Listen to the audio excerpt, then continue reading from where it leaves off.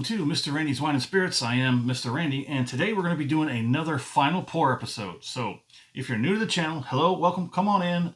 We'll get this started. And all my returning viewers, you know how we do, so let's get it going. So, what is a final pour episode of Mr. Randy? Well, it is part 3 of a 3-part series that Mr. Randy does when he's doing a review for a whiskey, wine, beer, libations of sorts. And today we're on the 3rd episode. But first, take 2 steps back. Part 1, episode 1, off the rip, all the way up there. All the way up there. Very tall bottle, doesn't fit on any of my shelves. Part 1, off the rip, get the bottle home, crack it open, pour it in a glass, have my first pour, and share my first impressions with you because first impressions matter. So do seconds and thirds, and eventually you cut them off.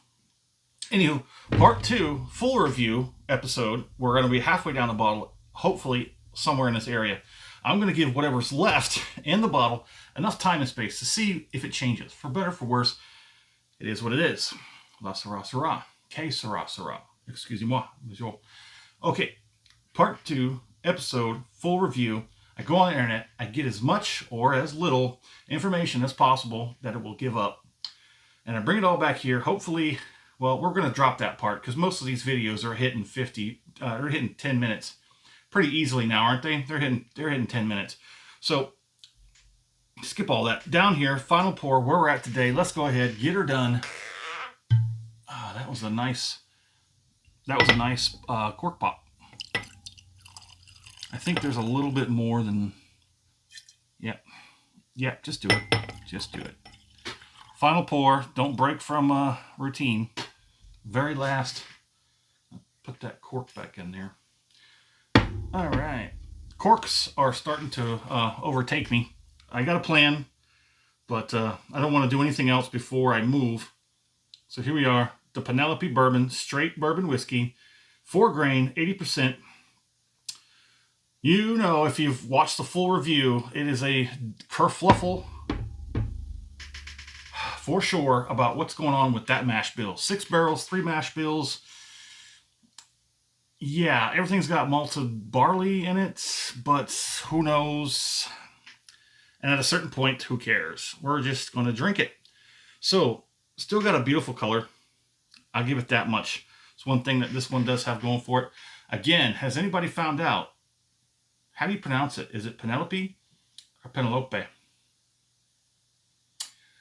I'll be honest, I did not look it up. I've heard it said both ways. I've heard it argued both ways, but whatever it be, on the nose, it's relatively light now. It's really turned down. It's a very, very light, dusty peanut. There is some, actually that dusty peanut has actually relaxed a bit, and now I can get some oak and some vanilla. But man, I don't know which one it is, but one of those grains is just destroying my nose, and it's just destroying it. It's kind of hard. You go too deep, that's all you're going to get is that 1 grain, whichever one it is. Very lightly, you do pick up some of those oak, a little bit of vanilla. That dusty peanut pretty much drowns everything else. Let's go for a viscosity test. Look at that.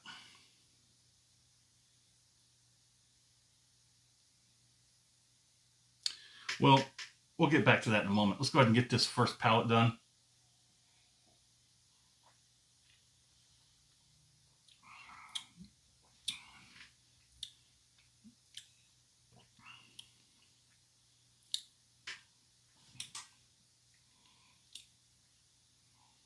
Go ahead and get the second one. That first one always seems to be why? It's deceiving. That first palate's always deceiving for some reason.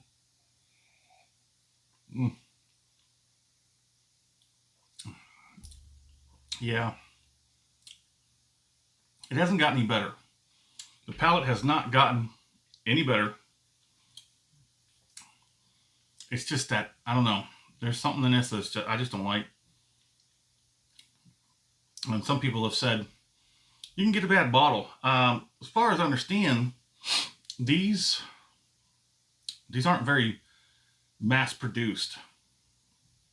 This label here, not the Penelope, but the 4 grain. They say that there's not a whole lot of them distilled, or I'm sorry, bottled 6 barrels, they said. 6 barrels.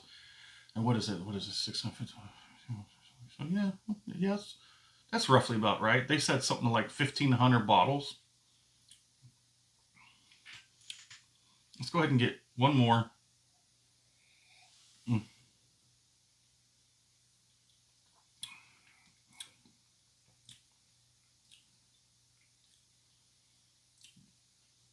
Yeah, I'm not liking this Penelope too much.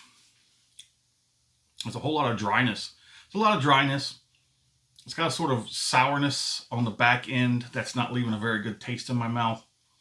This is one of those bourbons that definitely keep pushing me back towards Scotch. But it is the baseline bourbon from their series. So the next one, I forget what the next one is. But it's the wheated. That's right. It's the wheated. It's in that nice gold, darker gold label. Let's go ahead and get this finish on.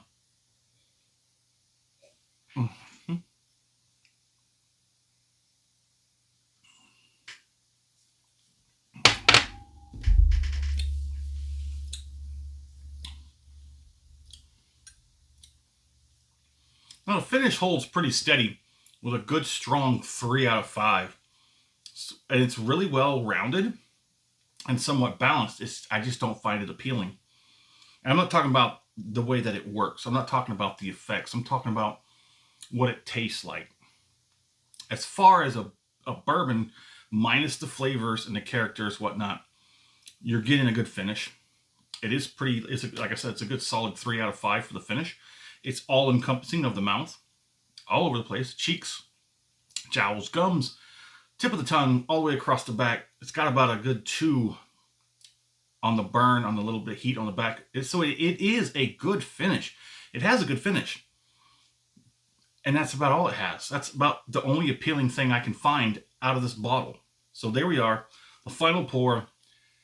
It just got worse. The only thing that came out of it was a good finish. From the first pour to the final pour, I didn't like it. It just got worse. It was easier to drink on the second half of the bottle than it was the first. But that didn't make it really any better. Just because something is not as bad on the back end as it was on the front end doesn't make it better than... You know what I'm talking about. Anyways, that's what it is. Let me know what you think in the comments. And as always, thanks for stopping by here at Mr. Randy's Wine and Spirits. I'm not going to say it.